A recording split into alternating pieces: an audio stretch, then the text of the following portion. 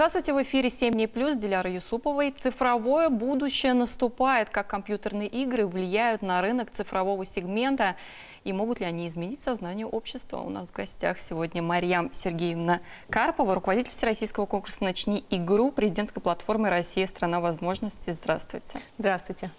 Марьям Сергеевна, ну вот у нас буквально закончились, да, фиджитал-игры в Казани.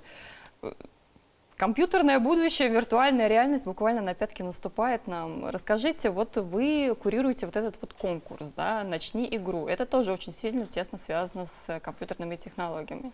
Расскажите вот так вот буквально, чтобы мы понимали.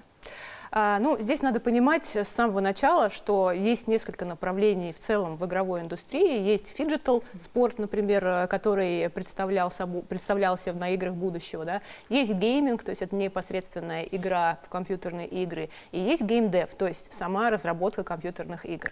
Наш конкурс, всероссийский конкурс «Начни игру», был запущен в 2022 году президентской платформой «Россия. Страна возможностей» как площадка для того, чтобы молодые и не очень молодые, кстати, ребята имели возможность обучиться специализациям в игровой индустрии и найти для себя команду, чтобы прокачать свой игровой проект и выйти уже на инвесторов. То есть у нас в конкурсе два основных направления – индивидуальное и командное. И в индивидуальном можно освоить профессию с нуля либо дизайнера, либо юнити-разработчика, либо геймдизайнера, либо геймификатора. А во втором направлении акселератора игровых проектов мы берем уже команды, у которых есть игровой прототип, и они готовы работать над своей игрой для того, чтобы выпустить в ближайшее время, в каком-то обозримом будущем, да, ее уже на платформу, для того, чтобы в нее могли поиграть люди. Да, ну вот подробнее сейчас еще расскажете нам. Вот несколько сезонов, да, прошло. Как оцениваете, вот насколько прижился, скажем так, проект, вот этот конкурс, да, сколько человек участвовало, может быть, сколько он стал популярен? У нас сейчас как раз проходит финал второго сезона. То есть, как я сказала, в 2022 году мы впервые данный конкурс запустили. И вот за 2 года к нам присоединилось уже больше 170 тысяч человек. Это действительно очень большое число. И мы, я не могу сказать, что мы очень сильно удивлены такому интересу, потому что мы предполагали, что так будет. Действительно, индустрия и ребята, наша молодежь, она все больше играет в игры. И мы, как представители президентской платформы, не могли игнорировать тот факт, что, естественно, у нас очень много ребят там пропадает. И мы хотели сделать так, чтобы люди имели возможность не только играть в компьютерные игры, но и быть созидателями этого. Потому что компьютерная игровая индустрия – это многомиллиардная индустрия во всем мире, и в некоторых странах компьютерные игры официально признаны искусством. И я действительно тоже считаю, что игры – это искусство, и над ними работает огромное количество совершенно потрясающих людей, которые обладают невероятным кругозором, невероятным мышлением и, конечно, заряжают остальных на какие-то свершения. Для нас это очень важно понимать. Ну вот расскажите как раз вот о индустрии, да, об этой индустрии немножко. Вот вы уже сказали, что она сейчас мега популярна и обгоняет, да, индустрию кино уже, да.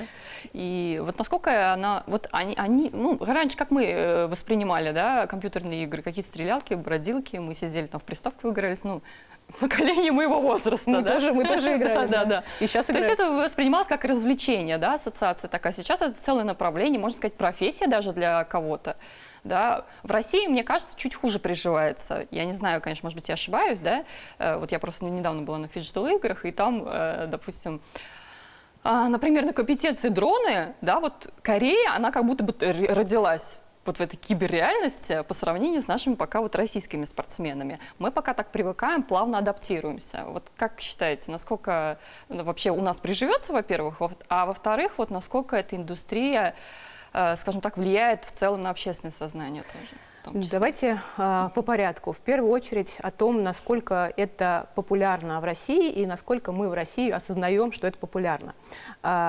Очень долгое время российская игровая индустрия развивалась в тени, скажем так, от государственного какого-то влияния. В целом, коллеги, вот мы общаемся очень много с игровой индустрией, они говорят, вот вы там, а мы здесь, давайте мы не будем пересекаться. Но случились некоторые обстоятельства, очень много разработчиков покинули страну, и, естественно, сейчас для того, чтобы индустрии возрождаться и заново практически отстраивать новые продукты, мы собираемся вместе. Но надо понимать, что, во-первых, Россия входит в топ-5, и русский язык входит в топ-5 самых популярных языков в мире, именно для игровых разработчиков, потому что все самые знаменитые игры обязательно переводятся на русский язык, потому что у нас здесь очень большой спрос и очень хороший рынок. Во-вторых, очень много разработчиков, которые работают и работали в России, они работали на аутсорс, то есть они делали игры по всему миру. С учетом того, что у нас невероятно высокая квалификация, конечно, прежде всего и программистов, и геймдизайнеров, то есть тех, кто разрабатывает непосредственно, ну, скажем так, сценарий игр, мы работали на весь мир всегда. И все знают во всем мире, что русские умеют делать очень хорошие, классные игры, русские и россияне. Конечно, часть людей уехала, но также большая часть осталась, и эта большая часть сейчас постоянно что-то генерит, какие-то процессы. Вот у нас, например, на «Начни игру» больше 56 партнеров с нами работают. Это ведущие компании, и компания VK Play, и компания Leste Games, которая оперирует такими играми, как «Мир танков», «Мир кораблей». У нас даже вот из недавнего, буквально сегодня узнали, что одному из наших участников как раз предложили работу, а он всего лишь школьник в 10 классе. Что предложили, кстати? Пока не буду раскрывать тайны, расскажем чуть попозже. Ну, то есть есть такой серьезный социальный лифт. Мы стараемся максимально вовлекать всех игроков в индустрии для того, чтобы молодежь, и, как я уже сказала, не только молодежь, потому что у нас, конечно, есть ребята и 14 лет, есть и 18 лет, есть и 50 плюс. То есть вчера у нас прошло открытие, и мы, конечно, с удивлением и с огромным удовольствием смотрим, какие разные возраста представлены. И им всем вместе интересно, потому что их зажигает вот эта вот идея создавать крутые игры. И если мы говорим, например, про Корею, это моя такая, на самом деле, мечта, потому что в Корее к процессу создания игрового продукта в стране подходит очень системно. У них есть специализированные детские сады, где уже с самого раннего детства ребенка учат разрабатывать игры. И если ты с детского сада, ну, примерно так, как у нас сейчас, знаете, с программированием, да, сейчас уже все, это уже никого не удивит, что программисты у нас есть специализированные там всякие школы, да, туда уже ходят люди, а вот с игровой разработкой как-то пока еще мы только начинаем, и, естественно, вот вы говорите, это видно, да, что у них продукты уже на таком высоком уровне, потому что они практически с пеленок это все впитывают. И я уверена, что мы к этому тоже придем, потому что невероятное внимание сейчас уделяется именно на правительственном уровне всем активностям, которые связаны с игровой индустрией. Можно ли назвать это профессией вообще сейчас? То есть вот гейм-специалист, я пока вот готовилась, да, я даже не понимаю правильно, как сказать, геймдев, есть вот геймдев-специалисты какие-то, а есть гейм-специалисты. Это разные вещи или это одно и то же? Что он делает, что он создает? Ну, я поняла, что создаются игры. Да. Что еще? Смотрите, здесь Game Dev — это от английского Game Development, то есть игровое развитие, да, игровая разработка. Поэтому на русский язык это просто слово прижилось, как Game Dev, это значит, что я занимаюсь в индустрии разработкой игр. То есть Game Dev можно заменить игровой индустрией. Специалисты непосредственно, конечно, они работают в игровой индустрии, и это действительно профессии, и это не входит в моду только сейчас. Это было, и это будет, и за этим, на самом деле, будущее, потому что мы все уже в виртуальной реальности так или иначе крутимся. Есть огромное количество специализаций, и вот в частности у нас на платформе начниигру.рф это геймифицированная платформа, и как раз можно бесплатно зайти на эту платформу и ознакомиться с азами таких профессий, как Unity-разработчик. То есть это по факту программист, который работает в специализированных программах и делает так, чтобы все, что нарисовали условно дизайнеры, художники, левел-дизайнеры, чтобы все это, собственно, начало двигаться, оживать, чтобы это все превратилось в игру. У нас есть гейм-дизайнеры, не путать с дизайнерами, хотя название похоже. Если дизайнеры разрабатывают визуальную часть, то гейм-дизайнеры — это своего рода сценаристы игры. Они определяют то, что будет происходить в игре, кто куда пойдет, где какое будет препятствие, как сделать так, чтобы игроку было интересно играть, потому что в игре есть множество уровней, и каждый уровень должен быть определенным образом выстроен. Кстати, здесь очень важно знание математики, на самом деле не только на специализациях программиста, но и на геймдизайне тоже, потому что это логическое инженерное мышление, и тебе зачастую приходится простраивать очень длинные такие шахматные партии, условно, для того, чтобы игроку было интересно играть. Вот я до сих пор не могу понять, как это работает. Вот у меня, видимо, гуманитарный ум. У меня тоже, поэтому мне очень нравится. Это магия. Что они там просчитывают, что, непонятно. Ну вот смотри, чтобы вам было интересно, вы же не можете просто есть, конечно, игры типа типа Матч 3, условно, так называется серия игр, когда вы, например, собираете шарики, вот по 5 штук, и они лопаются, да, вот такая вот механика есть. Есть там игры RPG, это значит, что это role-play, да, то есть вы играете за какого-то персонажа. На самом деле очень интересная история, можно поизучать, посмотреть, и огромное количество профессий есть как в игровой разработке, так и в оперировании игр, потому что сначала, когда, например, все собрались, там, дизайнеры, геймдизайнеры, разработчики, они сделали игру, дальше с ней нужно что-то сделать, чтобы она продавалась, чтобы она приносила доход, и чтобы она, в конце концов, дошла до своего конечного потребителя. Здесь уже включаются и маркетологи, и проект-менеджеры, и операционные директоры, и коммерческие директоры, то есть огромная индустрия, как вы правильно заметили, индустрия компьютерных игр в мире уже давно обогнала игры, прошу прощения, не игры, а кино и музыку. То есть это настолько вообще ее можно назвать невероятно. какой-то творческой индустрией, развлекательной индустрией или, я не знаю, образовательной индустрией, в общем, промышленной, я не знаю, индустрии. То есть это как будто бы и синтез всего одновременно. Я вот больше воспринимаю как развлекательную, конечно, индустрию, но это, наверное, мой какой-то стереотип. Несет она пользу, вот, допустим, в экономику? Да, здесь, конечно, как посмотреть. Но мы, например, опять возвращаясь, к примеру, «Начни игру» нашего конкурса, делали платформу именно с целью образовательной. И у нас, например, геймификация, которая внедрена на платформу «Начни игру», потому что если вы проходите какое-то из направлений, вы как будто бы играете в квест. То есть у вас начисляются там баллы опыта, вы получаете внутреннюю валюту, валюту можете тратить в магазине поощрений. То есть по факту вы как будто бы играете в игру, но при этом вы обучаетесь. Так и во многих других играх есть такой механизм. Например, известная история есть у нас Lingua-Leo, когда вы учите английский язык, и у вас там фрикадельки, лев с фрикадельками, там всякое такое разное делает. Есть ребята, например, это российская разработка Берлога, это тоже одни из наших партнеров, они в игре учат непосредственно программированию. И вот эта тема разведения, скажем так, возможностей игровой индустрии и на развлекательную часть, и на образовательную часть, она на самом деле достаточно обширна. Игры могут действительно просто развлекать, но то, что мы изначально закладываем как разработчики в игру, в том числе и какие-то идеологические моменты, в том числе какой-то национальный колорит и так далее, все это впоследствии будет влиять на умы наших сограждан. И именно поэтому для государства очень важно уделять внимание игровой индустрии, потому что мы должны делать так, чтобы наша молодежь и следующие поколения играли в игры наши, где у нас есть представители наших коренных народов, где есть наши национальные языки, где мы смотрим на то, как работают наши предприятия. И тогда, после того, как мы начнем это внедрять непосредственно на всех, кто у нас живет в нашей стране, мы будем получать людей, которые думают так, как мы в нашей, то есть в нашей национальной системе. И тогда мы, возможно, не будем сталкиваться с тем, что у нас там отток. То есть это еще такой инструмент? Обязательно. Это один из главнейших современных инструментов влияния идеологического. Потому что все в виртуальном пространстве. Мы это не можем отрицать.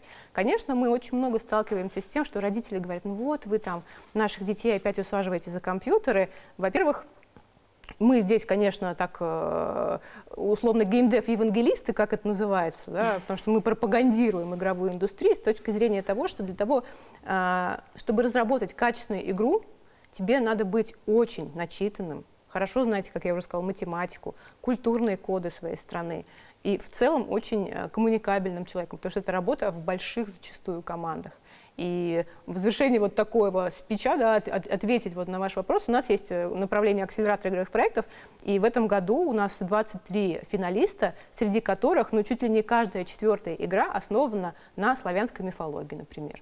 Плюс у нас есть игры про Алтай. Это такой культурный код в том числе, да, специально заложен. А какие перспективы вообще вот у этих гейм-специалистов? Ну, понятно, что вот вы говорили инвесторы. Инвесторы, насколько вот они вкладываются, кстати, в проекты? У нас есть несколько, скажем так, сейчас системообразующих компаний в России, крупных, которые занимаются тем, что ищут молодые команды и публикуют их игры.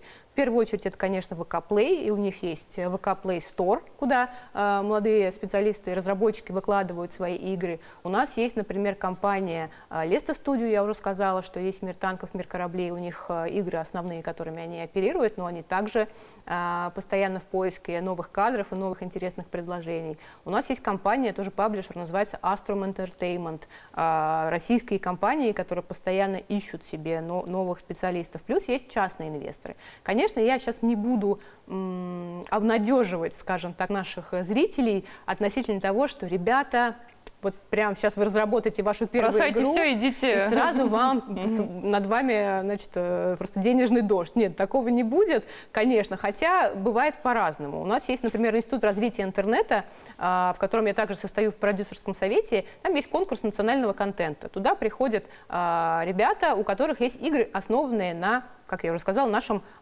культурном коде, именно на русском, на российском, да, то есть связанные с какими-то образовательными целями, либо с просветительскими целями. То есть туда тоже можно пойти со своей игрой. Если мы говорим про частные инвестиции, они тоже возможны. Можно отслеживать, например, у нашего партнера Игропрома часто публикуется информация, с кем можно поработать.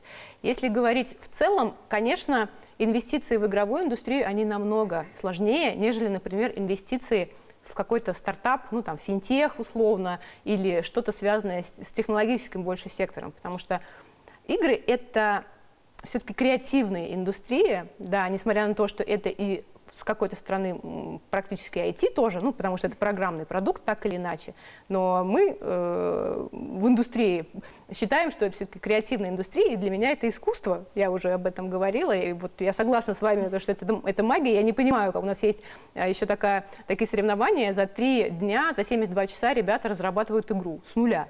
И когда ты через 3 дня видишь, что они сделали, думаешь, это вообще невозможно. То есть я какой-то склад ума такой, видимо, ну, особенный. это да. То есть у тебя вот есть вот эта идея, и ты ее воплощаешь. И играми, на самом деле, как и всей другой, любой другой профессии, нужно заниматься, если ты этим горишь, если ты готов этим заниматься. Ну, вот есть какие-то примеры успеха, да, у людей, которые, например, участвовали в конкурсах, вот с прошлых сезонов, может быть, да, есть какие-то примеры, которые вы уже можете озвучить? Я поняла, что кого-то вы уже еще пока в секретике держите, но вот... Ну, конечно, у нас основные направления, скажем так, успешности наших ребят — это либо стажировки и трудоустройство на работу, либо выпуск собственных игр.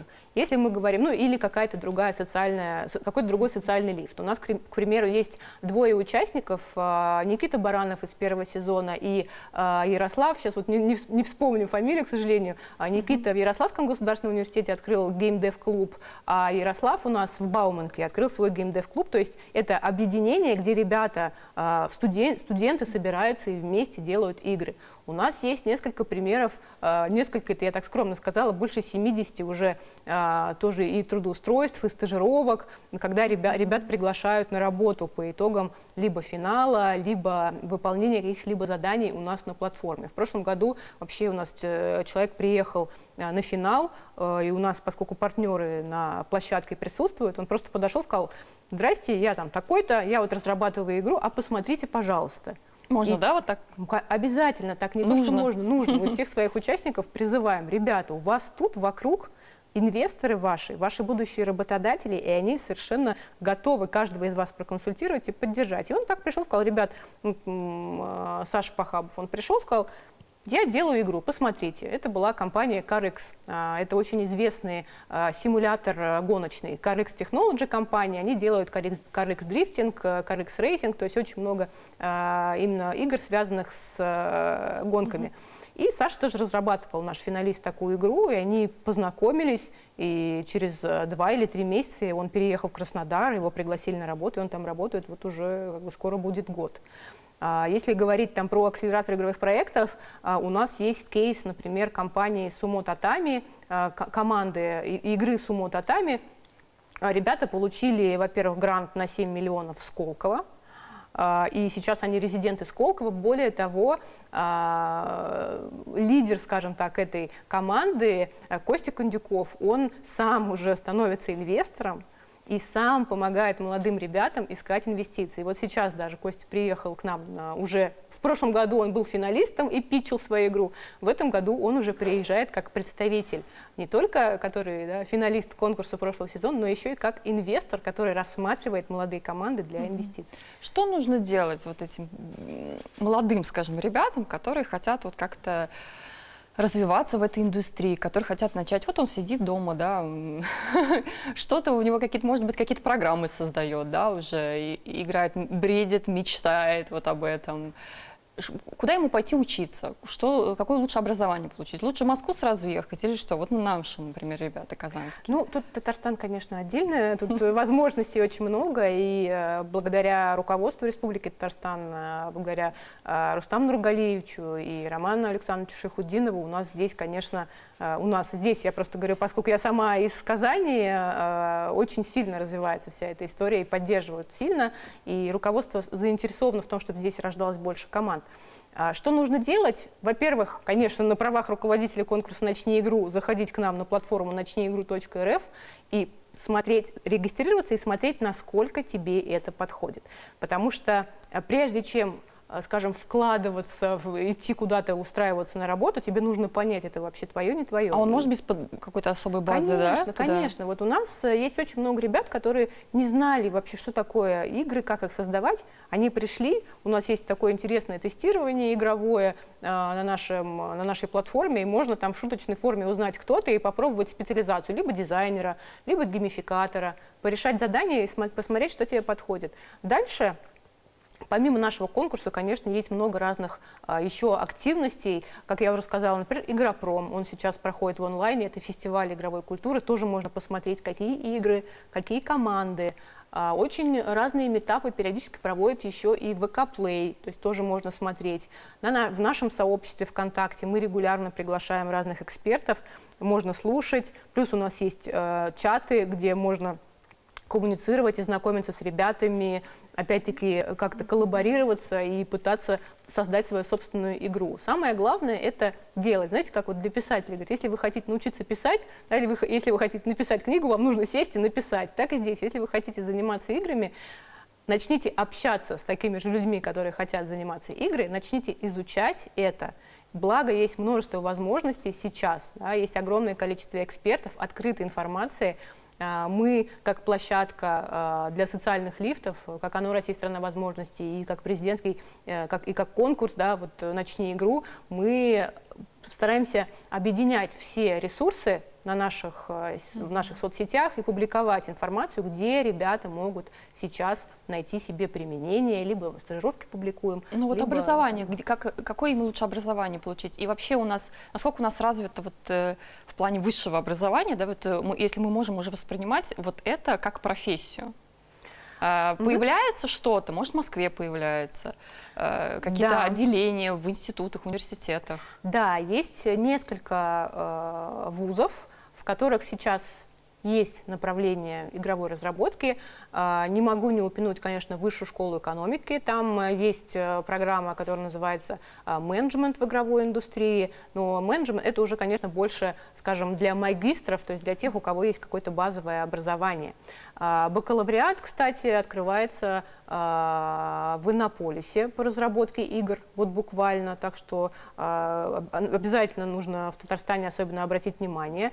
Плюс у нас есть партнер конкурса «Московский политех». Это тоже университет, который дает нашим участникам и финалистам дополнительные баллы при поступлении. То есть вы сдаете ЕГЭ, говорите, что вы участник и финалист, либо призер нашего конкурса, и вам сразу плюс энное количество баллов. То есть вы еще такой бонусик даете? Да, мы стараемся, мы постоянно ищем возможности для того, чтобы нашим ребятам было проще куда-то податься. И я сейчас, конечно, не перечислила даже третий вузов, но вот то, что всплывает у меня в голове, в Бауманке, да, есть какое-то такое направление. Можно загуглить, просто да, посмотреть в интернете. Есть эти направления, есть и во Владивостоке, есть и в Новосибирске. В Новосибирске, кстати, очень сильное комьюнити игровое, там очень классные команды сидят, тоже разрабатывают игры. Вот, кстати, было интересно спросить тоже, какой регион наиболее, скажем так, продвинут в этой области, на ваш взгляд? Ну, Москва, Питер, просто так исторически сложилось, конечно. Москва, Питер, Новосиб. Очень много там классных команд. Якутия, опять же. Потому что там в Якутии тоже на правительственном уровне ребята занимаются поддержкой. Сейчас еще Мордовия подтягивается. У них тоже сейчас будет активно это развиваться. На самом деле потихонечку так все это вырастает, такие вот региональные сообщества, и мы на самом деле очень рады, потому что нет никакой задачи перетащить всех людей в Москву, совершенно наоборот. Мы как конкурс в этом году, ну, то есть в этом сезоне, да, получается, 23-24 год, проводили митапы, то есть встречи именно в разных регионах, для того, чтобы люди встретились и посмотрели друг на друга, что мы же тут есть, вот мы тут вообще тоже У нас игры осталось 20 разрабатываем. секунд, я извиняюсь, да, мы практически половину не успели просто обсудить, но, может быть, вы скажете последние слова молодым специалистам, которым вы завлекаете вот, зарегистрироваться на сайте. Что? Зовите. Мы хотим видеть ребят на нашем сайте начниигру.рф. Мы обязательно ждем всех талантливых, потому что все талантливые, даже если им кажется, что они, может быть, не так сильно талантливые, ищем самых классных, самых задорных и желаем вам только успехов. Обязательно нам пишите, мы поможем вам развиться. Спасибо, что вы пришли, спасибо телезрителям, что были с нами. До встречи.